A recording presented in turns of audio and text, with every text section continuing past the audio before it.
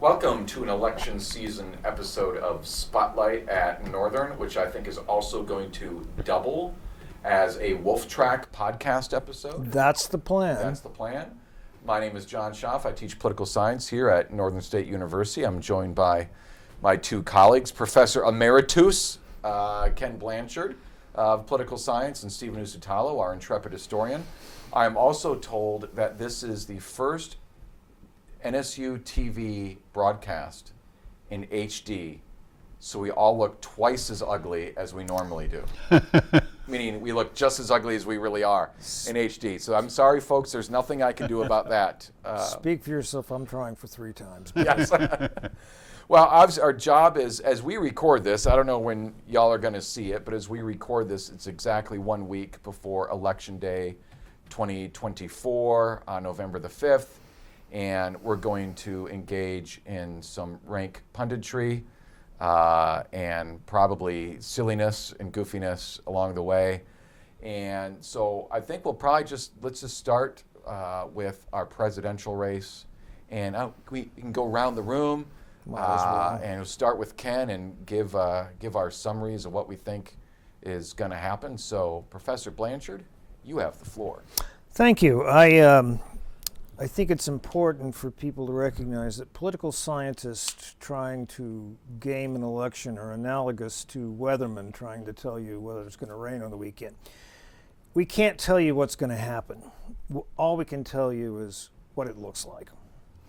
And it's my job today, I think, to tell you that it looks like a Trump victory, that all the signs are pretty much there. Now, what signs are we talking about for somebody? You know, if you're watching the polls every day and you're listening to MSNBC or Sean Spicer on YouTube, Are then people listening to Sean Spicer on YouTube? yeah, you look at his numbers; they're not bad. Well, good for him. He's failed up. Yeah, he's anyway. You know, then you probably know all this, but for those who are trying to figure out what do we look at when we try and make these guesses. And there are a number of indirect indications of what might be happening. And the most important of those, and certainly the most visible, are the public polls. And a poll is an indirect indicator because you can't measure what you want to measure, which is how people are actually voting or are going to vote on Election Day. So you get a sample, and you try and base that, on the basis of that sample, interpret what's going to happen, predict or interpolate what's going to happen on Election Day. And the polls are all over the place. There are a lot of them. They can disagree a lot with each other. The big difficulty about polling, of course, is that you have to make a lot of guesses. What's the turnout going to be on the Republican side? What's the turnout going to be on the Democratic side? Those things can vary dramatically, and they can throw your poll way off. And there's no way really to sample that. You can try and correct for it by doing things like, well, did you vote last time? Did you vote the last 2 times? And then you get categories like likely voters as opposed to registered voters. But in general, if we look at the public polls, Trump is doing pretty well. He is, for the first time in his since he started running for president in 2016, has a slight lead in the national vote, at least in some polls. And I think most of them it's either a tie or a 1-point advantage for him.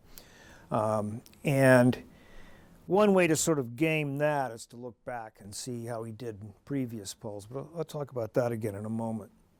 The problem with public polls is that the pollsters have some perverse incentives. Both sides think the other side's polls are biased, especially when they're losing. And there is some of that. I mean, especially, I think, early in the race, a bad poll for your candidate makes it harder for your candidate to raise money.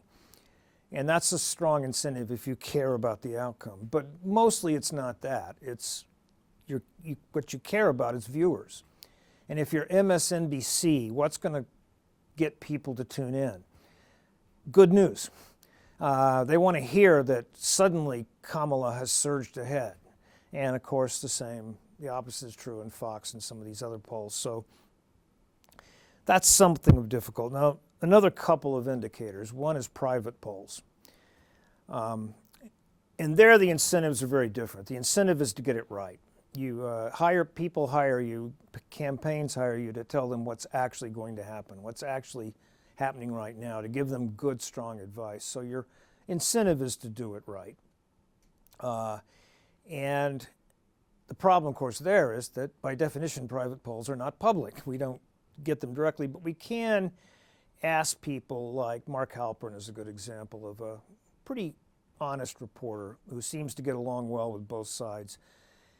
When he comes out and says the private pollsters on both sides are telling him that Kamala Harris is in trouble, that's an indication that she might really be in trouble. That's what their private polls are telling them.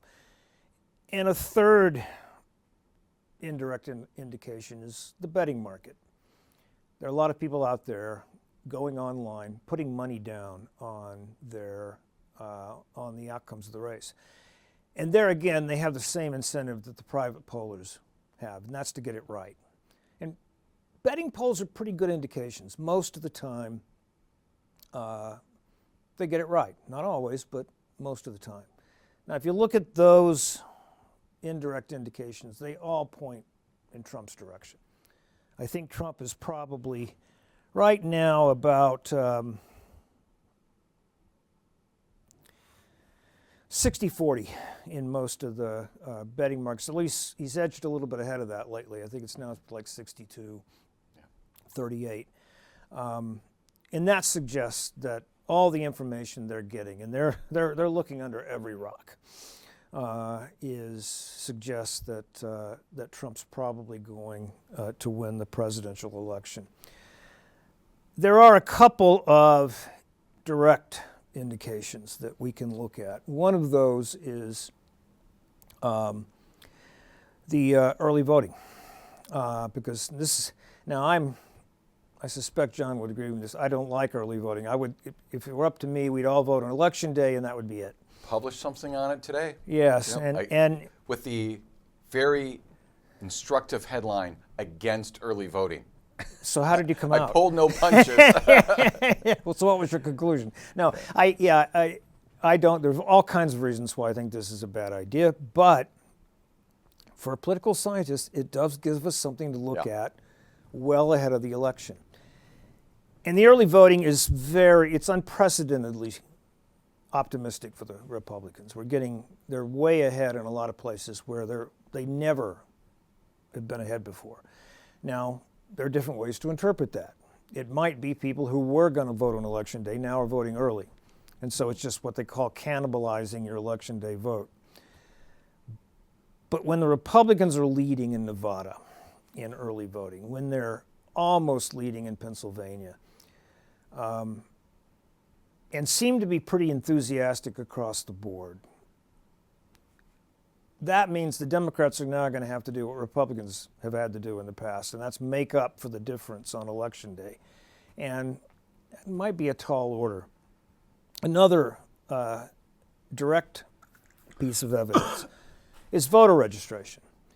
And clearly voter registration, as well as party identification, which is what you tell pollsters when they ask you, are you a Republican or a Democrat?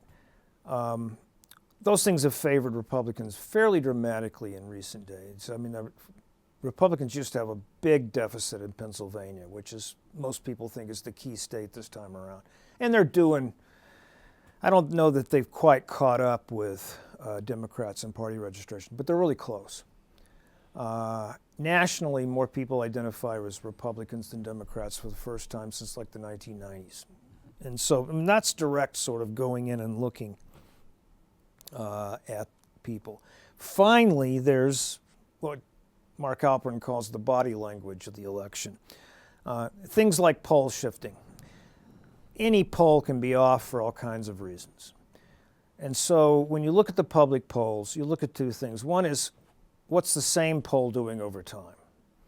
You know, if a poll like New York Times Siena starts out with a 6-point Harris lead and then gradually moves toward a tie, And the polls as a whole start out with a lead for Harris, and that lead gets smaller and smaller and smaller, and then Trump takes a bit of a lead. That shift is probably better evidence than anything else that the race is moving in Trump's direction. And that is what we've seen. For the first time, since he started running for president, he's got a slight lead in the polls, and that's dramatic. Things like also the approval rating has pretty much flipped on Harris. She's never been particularly popular. I don't think she's ever been more popular than not, except maybe just after she took the position of the Democratic candidate. But for the first time, I think Trump is more popular than the candidate he's running against, and that's pretty significant. And comparing where he is in the polls now to where he was in 2020 and 2016, when he overperformed his polls fairly dramatically in both those elections. Not quite enough in 2020 to win. But if he overperforms even a little in this election, even a few points, 2 points, it looks like a pretty big swing toward Trump. Finally, I would look at something like, I think the most interesting story today was in the Washington Post, and it's about St. Louis. Not St. Louis, Missouri, but St. Louis, Arizona, which is a town that's almost 100% Hispanic. And there's been something like a 30-point shift toward the Republicans in polls of the people in that town. That's a big shift among a traditionally Democratic minority. And if anything like that is happening among black voters, among Hispanics generally, among Asian voters, anything like that, it's going to be a really big day for Trump. Maybe we can get around talking to the Senate and House later, but I think that's a good place to stop. All right.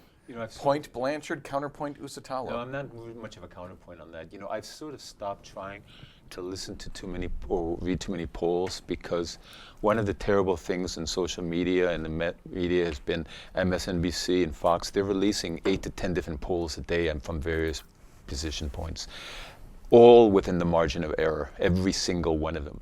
I stopped watching Mark Halperin a little bit, even though I was briefly on it. Halperin, was dismissed from MSNBC for sexual harassment years ago. To be clear, ABC. MSNBC. Oh, MSNBC? Yeah. Okay. All right. And what happened with Halperin, I started to notice, is it's like the problem with Real Clear Politics, a news site. They need to constantly find balance on what they perceive on every issue. Mm-hmm. So Halperin is sort of running against what he perceives as this He's still running against John Heilman and these people from MSNBC who are promoting a pro-Harris line to a degree. So I've sort of tried to stop, because every single poll seems to indicate almost within the margin of error. One interesting thing, maybe it'll change in the next week, Minnesota had one, which by far has the highest voter turnout in the country over the last 100 years, every single election. Has 81% turnout usually. They have 700,000 less early ballots this year than they did before, which indicates many people, it's going to be a much higher day of voting. The last election was clearly COVID affected by people voting early. Mm-hmm. This time they're expecting long lines on election day, so they're expecting most people, vast majority, to vote on election day, so it's going to be hard to figure out what the polls. I wonder if that's a national trend as well, that more and more people are voting on the day of the election, less people by absentee ballot. Wisconsin also, by the way, much less early voting than they had before. So maybe that's, and so if Republicans are voting in higher numbers early voting, it's probably negated to a slight degree by the lower overall numbers, but who's to say? So at the end point, it's all, again, all with it. Let's just end it by, I'll move to John, except to say, I wouldn't be surprised if either candidate wins. It's been a mantra since almost, from the day she took she became at the convention. It's too close to call. Yeah. Now, last week, I know. You said Harris, and are you No, the reason are you backing off? I'm of backing that, a little or- bit because you okay. know what I think. I'm thinking I'm recognizing my own biases a little bit in my reading of things. I should have probably said that I think it's too close to call then. Yeah. But hopeful. My hope that Harris won out. But I think it is too close to call. Fortunately, I have no biases, so I always see things exactly as they are. But I just wanted to add that margin of error is useless. It tells us virtually nothing. Again, it's the trends in the polls over time. It seems to me, if it means anything, that's what you want to look at. One of the things we should probably adopt is a British-French system of no polls the week before the election. Yeah. I mean, it's almost impossible to enforce here with the social, private polls, but it's something to think about. Yeah. I don't know how you do that consistent with the I- First Amendment. yeah, I know, although I in know. principle, I'm not opposed to that. I guess it is now left to me to defend Kamala Harris because I said that we had an event on campus last week. That's what I'm referring to last week. I said then that I thought Harris was going to win, and I still think that. In fact, I think it more than I did last week. Although, Ken made a weather analogy. When they predict the weather, they say it's like 60% chance of rain. What they mean is, under these circumstances, 60% of the time it rains. 40% of the time it does not. When I say that I think Kamala Harris is likely to win, I mean, run this simulation 100 times, I think she wins probably 55% of the time or something like that, even though the actual computer simulations by 538 and by Nate Silver say the opposite. Yeah. They're both at 54 out of 100 times their models have Trump winning. But I'm saying that Harris is going to win simply because, partially piggybacking off of what Stephen said, I think it's a tie election. And that's either nationally, which is interesting, though ultimately doesn't matter. In the battleground states, which really do matter, there's not a single, even though Trump is ahead in like 6 out of the 7 states, and this is in the RCP average, whatever you want to make of that, the Real Clear Politics average of all the polls.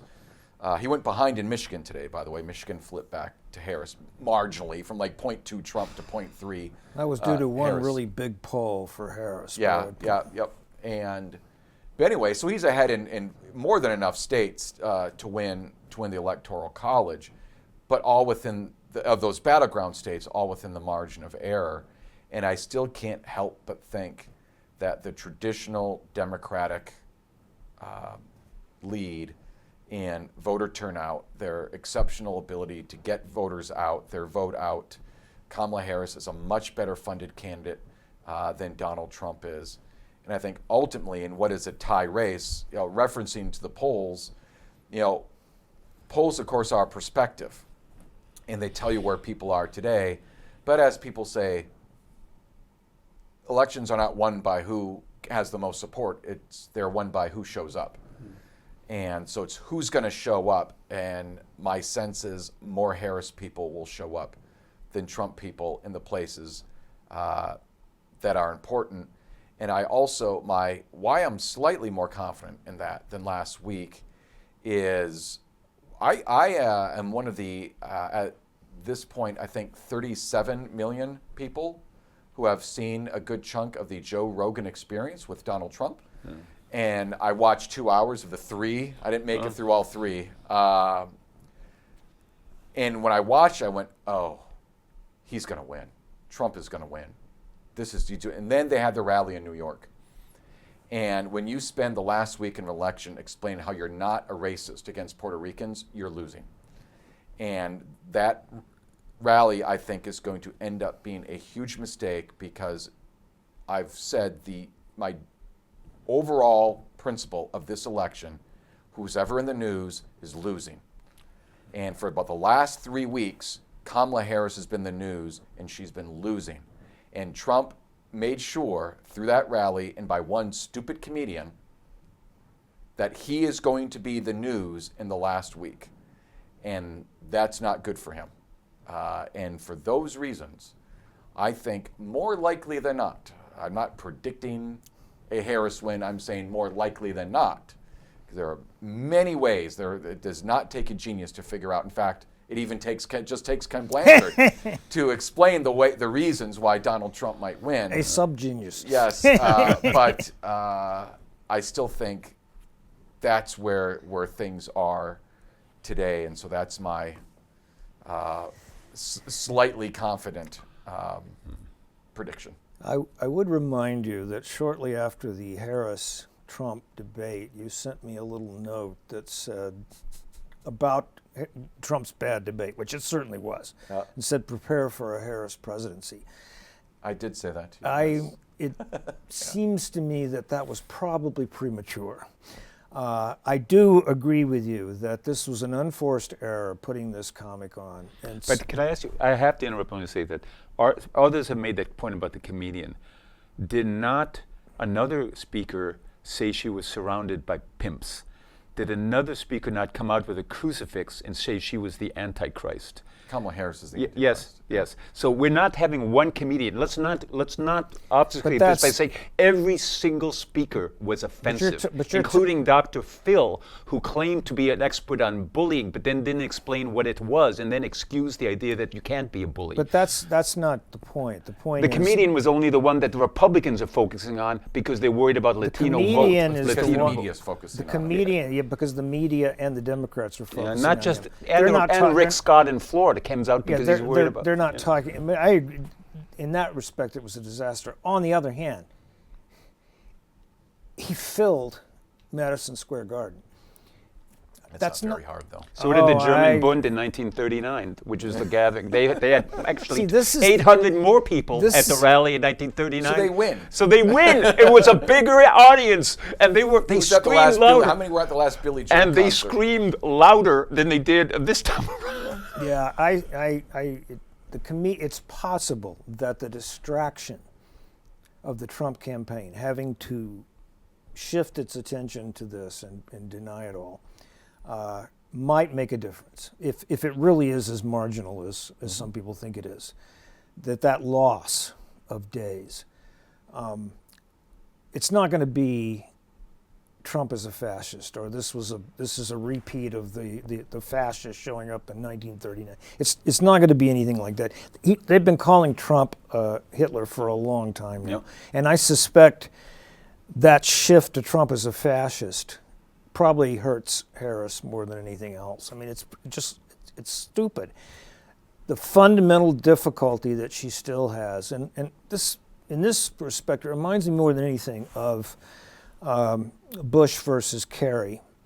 That one of the big issues was the war in Iraq, and the problem was that Kerry never explained what his position was. And it's hard to beat nothing with something, or vice versa. Something with nothing. Yeah, I got it. You know what you mean. Yeah, you got the idea. Yep. Right. I still think that she is so vacuous, and so many people they have to be thinking solely about Trump and not about her. Can I say, I don't want to personalize it though with saying that she's vacuous or that she's stupid. If her policy positions are not unclear, it doesn't indicate in any way her own. Let's not compare intelligence levels between these two candidates, because Trump would lose on any level on that basis. That's obviously wrong. I'm not sure, but I also don't think it's much of a contest. It's not a great contest to begin with. I agree, but policy positions are interesting.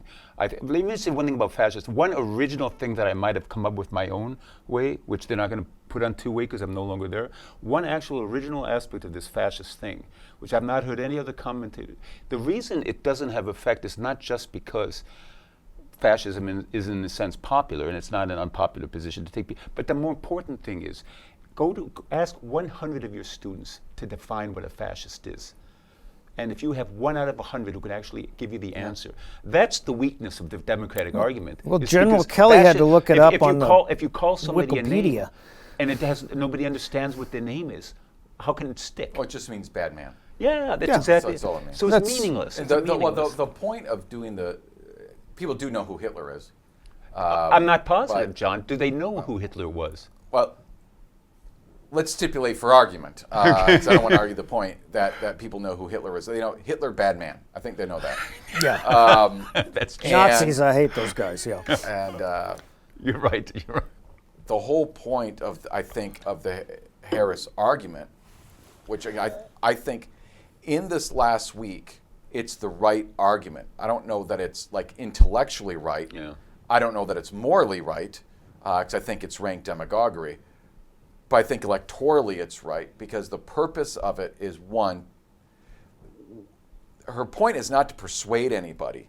It's to rile up her own voters, right? It is a voter mobilization rhetoric, not a, I'm on the fence, I'm not sure I'm going to vote for, oh, Trump's a fascist, I'm going to change my mind. It's not for those people. It's to motivate her most ardent supporters. And there is an electorally advantageous point of hers to remind people that they don't like Donald Trump. He has still, even though he's better off than he's ever been, he still has very high negatives. And to make people, oh, that's right, this guy is a bit strange. We've had a rough 8 years of politics, and to remind people of that. So it's a visceral argument, which I think to that extent makes it demagoguery. Yeah. But that's the whole point. In the second one, when you said he filled Madison Square Garden, any second-rate pop star can fill Madison Square Garden and not have been heard of by 70% of the population. And this is a problem. When I listen, if you watch the Joe Rogan Experience interview with Trump says at one point, when they're talking about like the previous elections, and they talk a little bit about 2020, where he says, I know I was winning because I had so many people at my rallies, right? And the other side didn't have as many people at their rallies. Here's a guy who is confusing a demographic for the population. Yeah. What I mean by the pop star reference is if you achieve a certain amount of celebrity, you can fill a 25,000 seat arena and get people excited and still have almost nobody know who you are. Right? A majority of the population might not know who you are. It's just your average pop band. Anyone this side probably of not Britney Spears, Taylor Swift, finds themselves in that position. And this is a problem with Trump, is I think he confuses his rallies for reality, and that they're enthusiastic, they give him a lot of love, it's an illusion of support. I mean, what's in the room is not an illusion, but what I mean is that he confuses what is a demographic. It's an important demographic. It's probably about a third of the American public, but it's not a majority, and he thinks that those rallies are an indication that he's going to win. And what it's an indication of is he's got about a third of the population that is really enthusiastic about him. But there's about half the population that really doesn't like him. Right, but if it seems to me we agree on one thing, it's this. If Trump loses, it's because people come out to vote against him. Yeah. If Trump wins, it's because enough people come out to vote for him. I think that's fair. Nobody's coming out to vote for Kamala Harris. And I think It's not in our demographic, but there are people who are enthusiastic. I just think if as a general statement, I think what he says is true. None of us are driven by it's such severe gender differences and class differences and educational, urban, small town, that anything I say about whether somebody's enthusiastic about Harris, because there are I know enthusiastic Harris voters. It's just they're not my demographic. But there are people who are extremely enthusiastic about voting. I'm just not part of it. Could Kamala Harris? I could go into Minneapolis now tonight and find you 100 people who are how wonderful Kamala. I'm sure in Minneapolis you could find 100 and in people. most urban areas of the U.S. Yeah, and that's 100 people I'm sure you and could that's find. the divide, Ken. That's the divide in the U.S. It's a a bigger question to ask. I can't believe for a moment that the number of people who are enthusiastic about her approaches the number of people who are enthusiastic. No, I don't know. about him. I don't know. I don't know how you can I measure think that. Ken is probably right. Yeah, but I don't know how to measure it. I don't know. To generalize. Yeah. To generalize. To yeah. generalize, I think we can say that the Harris vote is more so an anti-Trump vote, and the Trump vote is more so a pro-Trump vote. Though those are generalizations, which means in the specific, they're going to be often false. Yeah, but- So No. I was going to say this because I'm doing a lot of Trump bashing and It's easy to do. making my prediction, my Harris prediction. A piece of counter evidence that Professor Blanchard will be interested in. I always tell the students, the best way to know what's going on in an election is watch how candidates are acting. Now, things might be changing this week, but as of last week, Democratic Senate candidates in Pennsylvania and Ohio and Wisconsin were all running ads touting how when Donald Trump was president, they supported Donald Trump on specific Oh, yeah, things, yeah. not They're putting overall. this in their ads. Putting this in their ads. Yeah. They don't want to they don't want to be in the same room with Kamala Harris. Yeah. But in their ads, they're at least trying to communicate, I'm not completely anti-Trump, right? And when candidates are acting like, I need to hitch my wagon to Trump, and of course, 2 of those 3 states are battleground states, Wisconsin and Pennsylvania, such that Harris probably can't win without Pennsylvania. I mean, in effect, she cannot win without Pennsylvania. And so if Bob Casey, the Democratic Senate candidate, and the incumbent, he's been there at least 2 terms, maybe even 3 now, he might be running for a 4th term, I'm trying to remember, is trying to associate himself with Trump and disassociate himself with Harris, it tells you something is going on in Pennsylvania because Bob Casey has those private polls. I hear And Casey. he's acting like a guy who thinks that Trump is going to win his state. Casey is doing everything but wearing a MAGA hat. And that is, again, a pretty good sign that that enthusiasm is really asymmetrical in a place like Pennsylvania. But then again, I mean, you look at the fall off of early voting in Philadelphia, for example. Now, maybe it's all going to come back on Election Day. I mean, there's some evidence, for example, that African American voters do not like to vote early. They voted early last time because of COVID, but that they really would prefer to wait. So maybe that rush will happen. But this is what you're expecting is the outcome will be what it will be because everything will be different. Everything will switch. Everything will flip-flop from last time. And maybe it will. And that's one reason why, yeah, I mean, Could I say, I mean, I'm not as worried as I see this election oddly in a more abstract way than I did in the past. I'm looking at it at a distance. It's probably psychologically I will healthy. wake up the next morning and I will be fine. My Well, for one thing, you won't know who's going to win. My family's outside of the country. My daughter will never live in the U.S., so I have less of a stake in the election than I did before. But one thing that I think is interesting, and I'm willing, by the way, to look at some of Trump's issues. But the problem with both Harris and Trump is that it's maddeningly difficult to decide where they stand on any issue, from taxes, immigration. I don't conceive that a policy of I'm going to deport people from day one and use the army to do it is actually a policy. no, but here's a policy. Stay in Mexico until we decide your case. That was his policy when he was president, and it had an actual effect of lowering the number of people coming across the The border. problem is that it's not Mexicans coming across the border. It's people from Mexico. It doesn't matter. Mexico can't maintain immigrants who are. It's a much more complicated issue.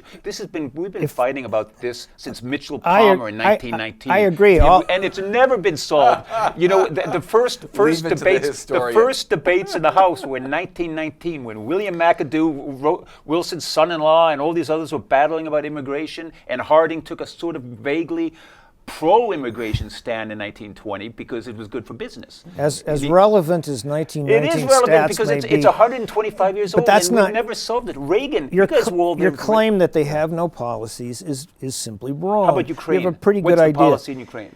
That's a good question. On that, we Either have one, I don't know yes, what they are. Well, we know nothing about her view of Ukraine. What we Well, do a know, continuation of Biden, I would assume. but that's an assumption, which Assumption, has yeah. not been I'm backed not up sure by. what his policy is, but go Yeah, on. yeah, that's Go probably on. right too. Yeah. We do. There is reason to believe that both Trump and Vance are skeptical about our policy because we have no policy on Ukraine. What we've been doing is helping them survive without any end game, and that what Trump's going to do, I don't know. I agree with you, but that's a case of foreign policy where letting the enemy, in this case Russia, have to guess is that's part of what Trump does. What Trump tends to do is he tends to exaggerate what he's going to do. We're going to get out of NATO if they don't pay their share. Well, he doesn't get out of NATO, but he does manage to get them to chip in more in terms of what they promised to do. But Ken, on almost every policy, though, even the NATO thing, and I think Brian made this point when he was talking about NATO, is that even Our former colleague, Brian Banks. even figuring out percentages of how we contribute to NATO, Germany, for example, doesn't contribute in cash, but it contributes by supporting dozens of military bases with huge. So it's a complicated issue. It's a political I agree tool. with that. I agree. And even on the economy, of which the presidents have little real power, I think. The Economist this week posted an article that the U.S. economy is the envy of the world, which maybe tells you the weaknesses of the global economy more than how strong we are. But in many indicators, the American economy is flourishing compared to many countries around the world. So what would Trump do differently on the economy or Harris? I don't know either one. I can't figure it out. It's not easy to pin them down. We do have some ideas about what Trump. For one thing, he's come out strongly in favor of tariffs. Now, he won't enact the tariffs that he's promising to enact because he will realize, as any president does today, well, it's just you'll run into there will be so many bad effects. And he can't get it passed. But there'll be so many. It's not going to pass Congress. So many bad effects. Now, that doesn't mean that none of these tariffs will work or none of these things he's trying will work. But we got a pretty good idea that he's going to be he's not going to be nearly as free trade as presidents have been in the past. With Harris, she doesn't say anything half the time. Well, part of the problem for Democrats, I'm not excusing on this issue, is that on certain issues like immigration, it's a non-winner. Yeah. Harris's views, like my own, are largely to decriminalize immigration and to allow much more. But she can't say that. She has said it in the past. Yeah. 5 In years other words, ago. open the And then border. she's not open the border, but manage immigration in a way that's not talking about using the Army and the National Guard to deport people and using wildly unrealistic figures of 21 million illegals. In other words, it's not an open undocumented. border, but you're going to let anybody come here who wants to, and you're not going to send anybody back home. That's an open border policy, and that's almost what we've had. We're flying people We've had into that. the country. Ken, we've had that since the 1970s. Oh, but even the 80s immigration reforms under Reagan did not curb immigration. Oh, I agree, because And- because Reagan made a deal with the Democrats that we'll pass some amnesty. In return, you guys will help us pass some real border enforcement. But Reagan did what he did. Amnesty passed, but then the Democrats turned around and wouldn't do the border enforcement. That's why nothing happened. But the difference here, though, is not between those sorts of the question is, are we going to keep letting people in at the rate that Biden has been I think letting them in? to bring some sanity to this conversation, I'm reminded of the quote from the pundit Jonah Goldberg that his favored immigration policy is to have one. Yeah, Which we have not really we had. have not We had have not really had an immigration policy, but you can tell there is a sense in the American public that we have too much immigration, especially illegal immigration, and we should slow that down. And there is both legitimate and illegitimate anxiety when large numbers of people come into your country, right? And there are assimilation issues, just like if suddenly a bunch of very different people move into your neighborhood, it is not unreasonable to be a little bit anxious about it, which then there are some politicians who exploit that anxiety for demagogic purposes. But this is why I think Trump has, to your point, Trump has an advantage and Harris doesn't, because the general consensus of I think the American public is we have some, I think, legitimate, I'm not talking about illegitimate anxiety, legitimate anxiety about how much immigration, especially how much illegal immigration has come into this country. And we need to slow this down in some way. So whatever the particulars of Trump's policies are, and my own, one of my theories of voting behavior is that voting behavior is impressionistic, right? Nobody's looking, at least almost nobody's looking at the particularities of this or that policy. It's who's more likely to be tough on immigration, who's more likely to be softer, Right, who's and more we- likely to Yeah. be pro-corporate, have who's seen- less likely to be pro-corporate. These sorts of things. It's an impressionistic sensibility as opposed to I'm gonna open up those policy papers and read Kamala's plans. I the agree with that plans she's got completely, for but this I or would that. point out that over the 4 years of the Biden administration, public opinion in America on immigration has shifted dramatically. I tend to agree with what you said a moment. If it were up to me, our immigration policy would be much more open than it is, but controlled. And it's almost impossible to get that. But we have seen public opinion shift against immigration fairly dramatically over the last 4 years, and it's precisely because of Biden administration policies.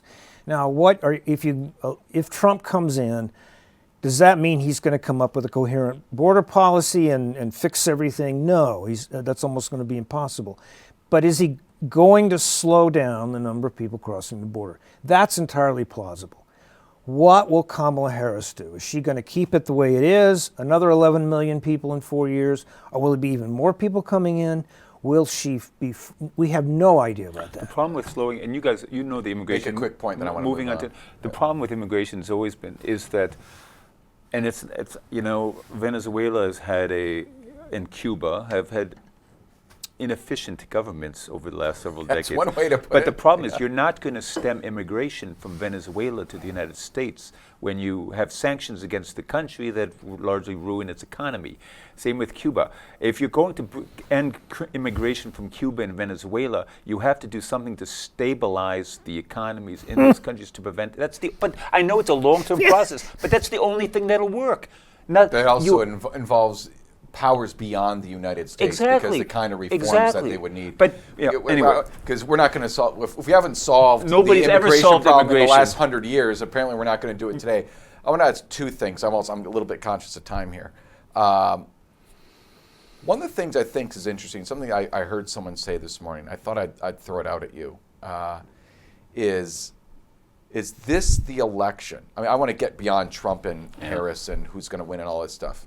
Is this an election, the election, where the media landscape of America has shifted? The fact that, for example, like the Washington Post didn't endorse anybody, and now they're hemorrhaging subscribers, though they were losing money hand over fist before. They're basically a charity project of Jeff Bezos, right? The LA Times refused to endorse anybody. One of the reasons that Jeff Bezos gave for not endorsing, it's not his only reason, but one reason is newspaper endorsements don't matter. Yeah. So why compromise the impression of impartiality of our newspaper to make an endorsement that won't matter to anyone anyway? On the other hand, look at, I think our cameras weren't running entirely when we were talking about podcasts. I've mentioned the Joe Rogan podcast with Donald Trump, and apparently J.D. Vance is going to be on tomorrow. And they've appeared on some of these other, there's the Timothy Dillon podcast, one of these sports podcasts. Kamala's been on the Charlemagne the God podcast, which I think we all then discovered there was someone called Charlemagne the God when that Exactly. happened. Or the Call Me Daddy podcast. Even more popular than Charlemagne the God, apparently. Yes. The candidates are foregoing traditional media to go to these, I'll call them new media. Is this the end of the mainstream media and the new media meet the new boss? And it's new media. It's Joe Rogan and Charlemagne the God. I think that the general, we were talking about this a little as we were coming downstairs, how many people know who the Beatles are anymore? That the core culture that used to support the traditional media and late night talk shows is broken up to such a degree that everybody on the left in terms of the media is in big trouble. And it might be that the only reason that people like Fox News or Gutfeld, my brother's a big Gutfeld fan, so I watch it when I'm down in Arkansas, and it's hilarious. Not particularly enlightening, but hilarious. Why is he doing so well? Because he's the only one on the right. Now, are you going to get more people like that? But yeah, I suspect that the power of the Washington Post, the New York Times, the power those guys used to have is rapidly depleting. And whether they survive at all is a big question at this point. And You mentioned late night talk shows. I think Colbert's rating, Colbert gets something like 3 million of viewers a night, which means he has a third, roughly, of Joe Rogan's regular, because Joe Rogan's, a normal podcast and YouTube cast from gets about 10 million listens and views. Again, this Trump one is 3 times that.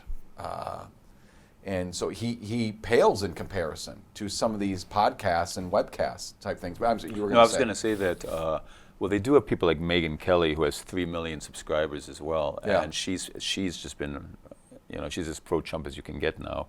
Yeah. But so you have that. But one of these, I agree in But the she's sense. podcasting, She's a right? podcaster. Yeah, she's not on Fox anymore. Not on Fox. Yeah, She has gone the independent. YouTube channel with, and then I'll watch Bulwark, for example. Bulwark's a continuation of the Weekly Standard.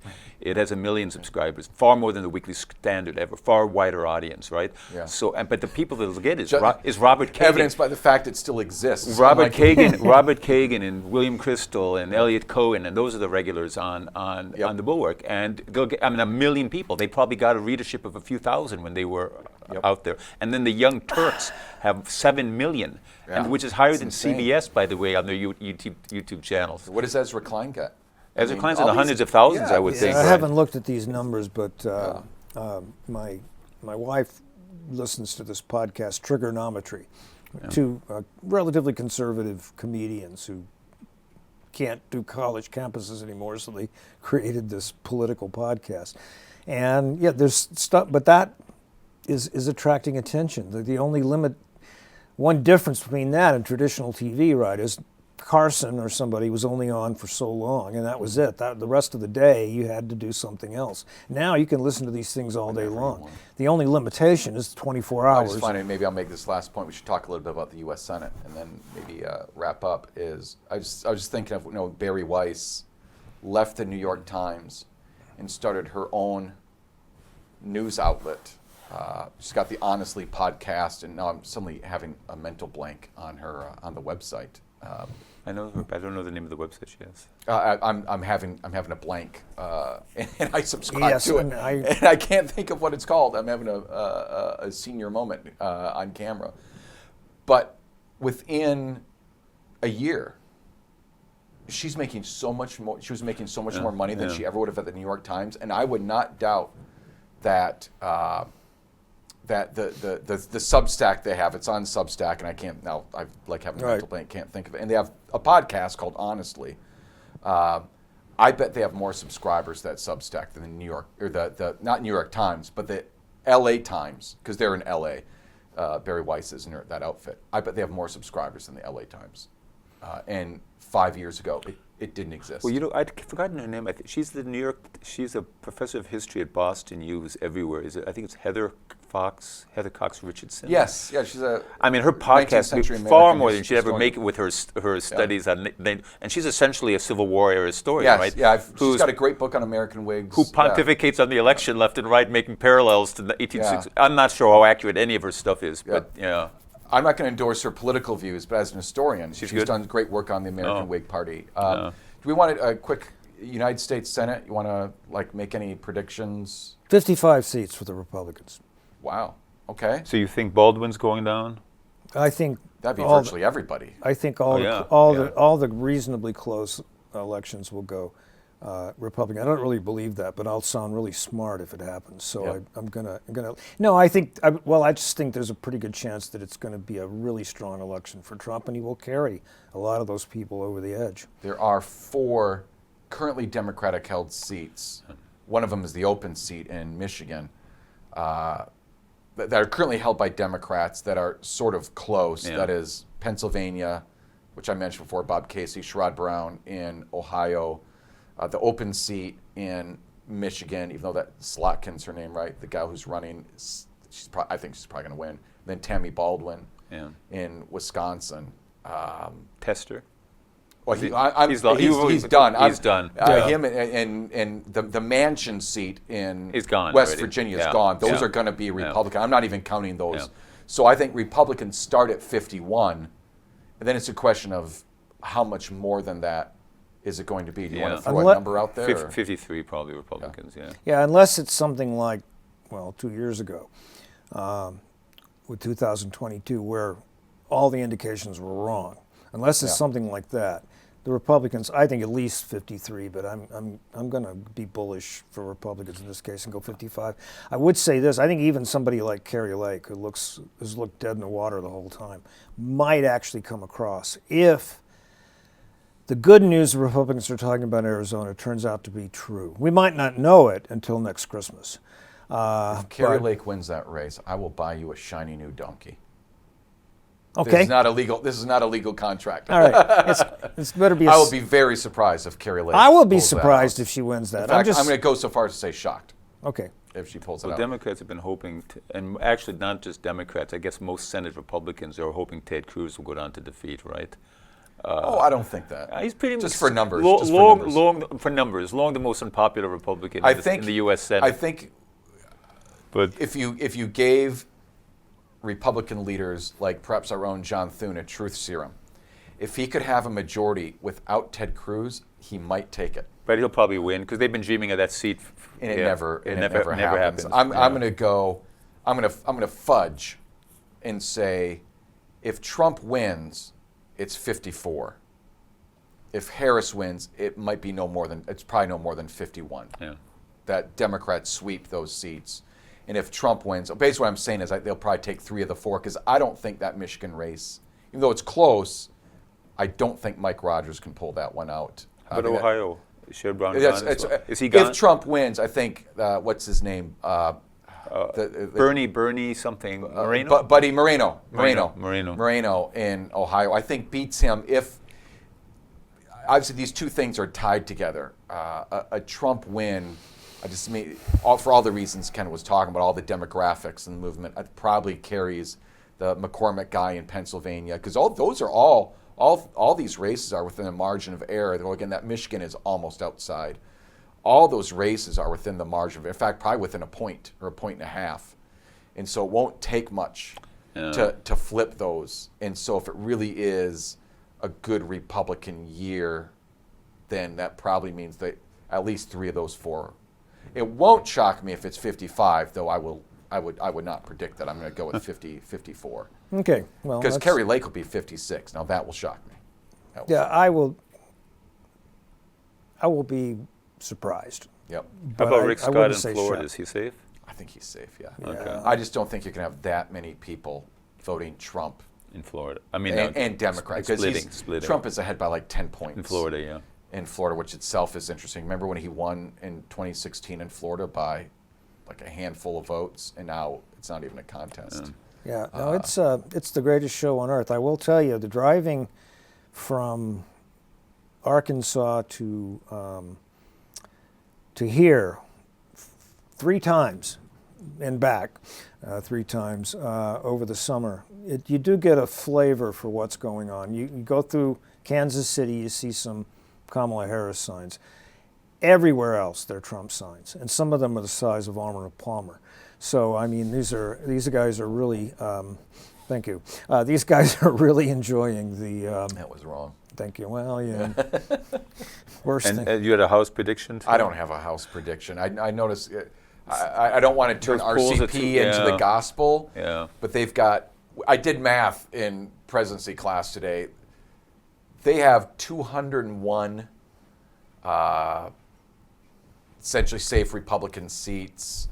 There are 42 that are toss-ups. That means to keep the majority Republicans need to win 17 out of 42. That's like 41%. I don't know. So it'll probably be That's 3 a or 4 coin seats flip. either Yeah, way. it's- 3 or so 4 seats either whoever way. gets the majority. I think it's again. It's going to be like the Senate. If Trump wins, especially if he wins the popular vote, then Republicans keep the House. Yeah. Can I ask you guys, we had a noon forum with Marmonston last week, and one of the topics which we never really got to in that forum is democracy in danger? So before we go, because somebody, wanna talk- yeah, that's a somebody good topic, today, yeah. somebody today brought up this issue about. Well, I'm not sure what's going to happen, but there'll be violence after the election, which I'm not convinced at all about. But nonetheless, I doubt it. I doubt that as well. But do you think that? And I'll throw this to John before I get to Ken. Do you think that if Trump loses, he will accept his defeat? No. No. And Well, it depends what you mean by accept. Maybe in the broadest legalistic sense, yes, although he'll be awfully grumpy about it, especially if it's close. We should all hope for whoever wins by a lot. I'm which fine probably with that. isn't gonna I'm fine with happen. that. Yeah. Because a close race either way is going to lead to a lot of grumpiness. I think I'm more pessimistic than the two of you. I'm not like worried about democracy per se, but I think we're heading for a big problem, especially if it's a very close election. Our vote counting is poor. Our ability to get results is slow. The opportunity for chicanery is high, and I suspect the lawyers are already gearing up that we're going to see legal contests, and we might not know for a number of days, even maybe a week, 2 weeks, who the next president is going to be. Yeah. And that kind of powder keg, I don't like, and that's why I think Trump's reckless rhetoric over the years is well documented. It's why I really don't like the fascism talk and the Hitler talk, is you are setting us up for something. Yeah. That from the point of, the now official point of view of the President of the United States and Vice President of the United States is if Donald Trump wins, which is a not unlikely event. Yeah. In fact, some people would say more likely than not, we're going to have Hitler as president. No. And how can you accept that? You can't yeah, accept I would that. say- I- 48%. Now, I realize they don't really mean it, but that's really Some of them do mean it. Some of them do rhetoric. mean it. It's really irresponsible. We're a long way from the crumbling of democracy, but I would say there are three basic threats to democracy, and one of them is one you point out, and that's the ridiculous system of voting we have now, where we have to wait days. And when people go to sleep on election night thinking their candidate has won, and wake up the next morning and see 20,000 votes have materialized, even if it's completely legit, it's just designed to create suspicion of the system. And we really need to fix that, and we ain't gonna. The other thing I would say is the suppression of speech. And this is something that Kamala Harris is in favor of, is suppressing speech, as she puts it, unregulated speech on all these internet. Now, I think that's probably the least serious one. And the final thing is, as my grad school buddy, Steve Hayward? no, not Steve Hayward. Well, anyway, his name will come to me later, and I'll put it on the podcast. The argument being that we're really not a democracy anymore, because all the real power is now among unelected bureaucrats. I mean, we look at what happened to Trump. The security agency, the FBI, the CIA, these agencies actively tried to bring down the president. That's a threat to democracy. That's a serious threat to democracy. And it's entirely possible it's too late, that we no longer can actually correct these institutions. But if there's a threat to democracy, it's not going to be riots after the election. It's going to be the slow, gradual eroding of the power of Congress and the president to actually do anything. Well, unlike you guys, I think that violence is virtually guaranteed. It's just a question of whether I'm not it's sure- whether it's very low level or whether it becomes. Oh, I wouldn't doubt that relatively there's going to serious. be low-level violence. I just don't think it's going to So be a threat to the... it doesn't sort of bring into mind at all. Glenn Elmer. You know, Kagan had a go, really Glenn good. Elmer. Robert Kagan had a really interesting point today. Of course, I find it's odd at this point in my life to be increasingly drawn to elitist neocons as my lodestar for advice. But nonetheless, Kagan's point, which is that fascism, which he's not always comfortable using either about Trump, which is just a malady of democracy. It's when you give people who should not have a vote the right to vote. The people who don't know what they're voting for, motivated by anger, by impulse, by resentment, by crude nationalism, by racism, misogyny, you give point. And his point about the depressing part of this is that 48% of Americans are riven by this kind of thing, and they probably shouldn't even be given the vote in the first place. Because on that's that cheery Democratic note. and it's something at the late point of my life, you begin to wonder if, John, you made this point throughout that issues are irrelevant in the campaign, right? I mean, I wouldn't put it that way. They're not as relevant as people isn't think that they a are. damning statement right there? That issues. I'm don't not know- sure. No. I don't. And let's make this the last point because we've been going Okay. for just over an hour. My point is that people's sense of issues tends to be impressionistic, Yep. not detailed. That doesn't mean issues don't matter, although the political science says that most people are not issue voters in a specific definition, which I Yeah. won't get into, of issue voters. But people generally have a decent sense of what their interests are, which candidate will respond to those interests, and therefore who to vote for in such a way that it will most benefit me, whatever benefit means. But I think that's done impressionistically rather than pouring through when Mitt Romney had his 52-point plan for the American economy. I mean, nobody's going to read that. And it's not even the point. The only point to have a 52-point plan is to say, I have a 52-point plan. Right? Exactly. It makes you look like you're You're smart. wonky- you're wonky. Like you're wonky, like you've really been thinking about this. I'm gonna play for the last word here. And that's Go. some years ago, I met a guy who worked for the New York Times. He's a very interesting fellow. But one of the things he said was right after the 2016 election. One of the things he said to me, he was so angry that Trump was elected, and he said, these people, the people who voted for Trump, should not be allowed to participate in the election. Now, that explains Trump. It's It does, it does. precisely that attitude on the part of so much of the elite and so much of the country about their fellow citizens, about basically the working class. That explains Trump is the first candidate who comes out and convinces those people that he likes them, and they like him in return. With that And note, on that note, for podcast listeners, I don't know how we're going to do this for TV. Next week, Ken and I have already set a date, right, to do a post-election analysis. So look forward to that on Wolf Tracks. Donald Trump and Kamala Harris will be here to talk, Yeah. talk to both of them. they will have more free time. Yes, well, at least Hopefully one of both them of- will. At least one of them While- is going to have a while lot President more free Kennedy time. settles into the Yes.